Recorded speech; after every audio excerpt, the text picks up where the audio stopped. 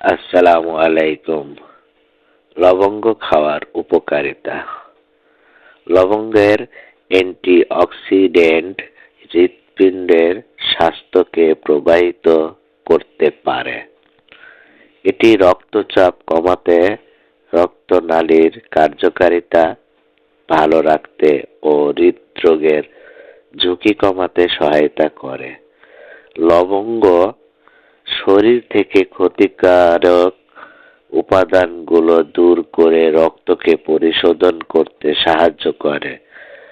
লবঙ্গে থাকা ইউজেনল মস্তিষ্কের কোষগুলোকে চাপ ও প্রদাহ থেকে রক্ষা করতে সহায়তা করে।